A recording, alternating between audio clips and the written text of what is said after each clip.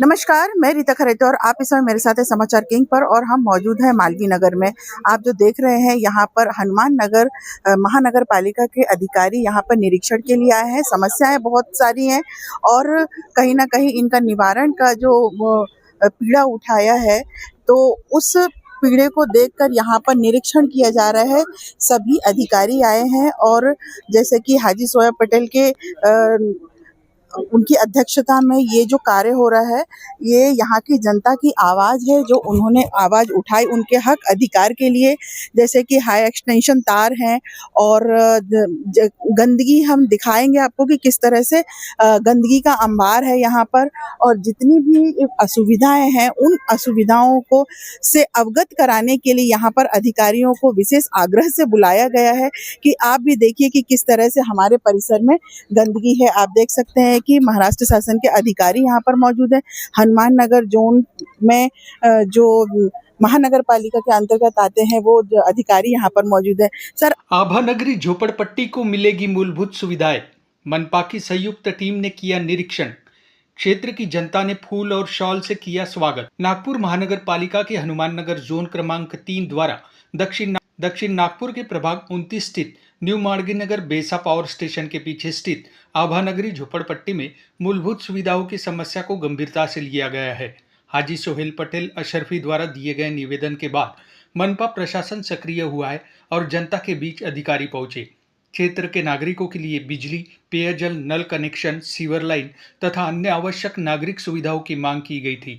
इसके मद्देनजर नागपुर महानगर पालिका के विभिन्न विभागों के अधिकारियों को संयुक्त रूप से मौके पर निरीक्षण के लिए बुलाया गया था। आभा नगरी झोपड़पट्टी में यह संयुक्त निरीक्षण आयोजित किया गया, जिसमें जल प्रदाय, स्वास्थ्य, विद्युत, स्लम तथा इंजीनियरिंग विभाग के अधिकारी उपस्थित रहे।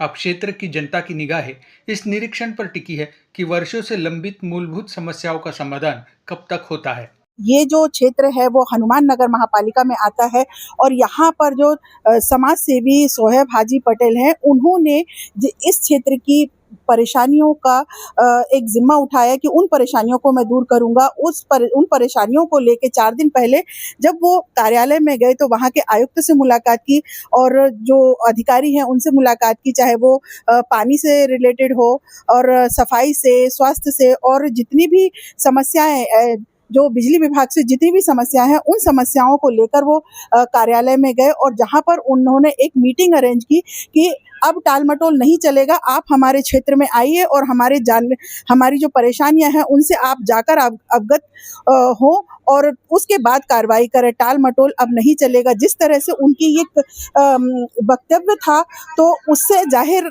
होता है कि यहाँ के लोगों की समस्याएं कितनी थी और यहाँ के लोग क्या चाहते थे। जिन समस्याओं से वो सालों से जूझ रहे हैं, उन समस्याओं को लेकर आज यहाँ पर एक मीटिंग ली गई, जिसमें परिसर के सारे नागरिक यहाँ पर मौजूद थे। महिलाएं, पुरुष और बच्चे सभी यहाँ पर मौजूद थे और संबंधित विभाग के सभी कर्मचारी, अधिकारी वो भी यहाँ पर मौजूद थे, जिसमें उन्होंने आश्वासन दिलाया कि आपका जो भी कार्य है वो पूरा होगा।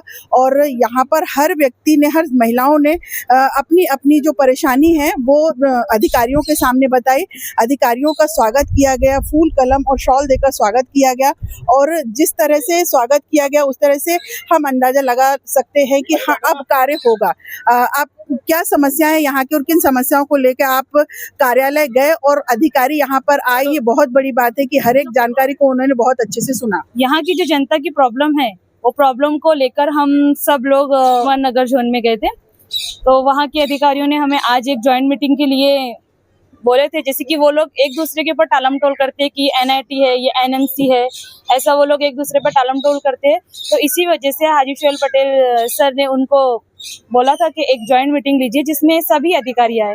तो उनका तो मैं आपके चैनल के माध्यम से बहुत धन्यवाद करती हूँ क्योंकि वो लोग आए। यहाँ पर आप यहाँ के नागरिक हैं, यहाँ पर आपने हाल ही में यहाँ महानगर पालिका के चुनाव हुए, यहाँ पर जो मेंबर चुन के आए होंगे, जो पार्षद चुन के आए, क्या उनको इन समस्याओं से अवगत नहीं कराया क्या आपने? यहाँ के दूसरे लोगों ने तो कराए थे, पर इस बारे में उन्होंने आगे कुछ कार्रवाई की ही नहीं है जी।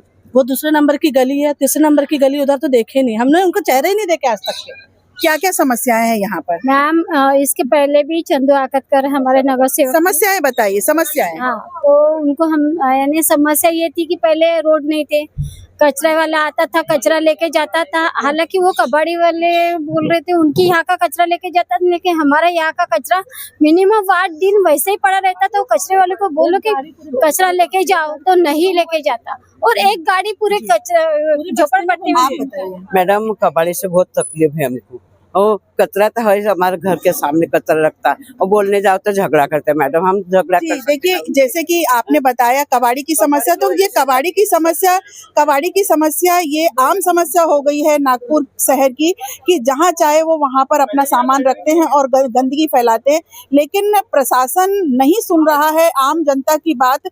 इससे आप क्या अंदाजा लगाएंगे, ये कमेंट बॉक्स में जरूर बताइए कि जो लोगों की मनमानी चल रही है। और हमारे साथ जो समाज सेवक हैं हाजी सोहेब पटेल साहब, तो हम आपसे जानना चाहेंगे जो आपने आज ज्वाइंट मीटिंग यहाँ पर अरेंज की, किस तरह से आप उस पर निर्णय लेंगे और क्या प्रतिक्रिया है आपकी? मैं एक शॉर्ट में कहूँगा, निर्णय तो ये लेंगे कि वो 3 दिन में काम 100% शुरू कर देंगे। अभी आपके सामने ही इन्होंने यहाँ पर न्यू माटिया नगर प्रभाग 29 में मीटिंग अटेंड करे पूरे डिपार्टमेंट में हनुमान नगर जोन के, और अभी पूरा सर्वे करने के लिए निकल गए हैं कहाँ क्या प्रॉब्लम है।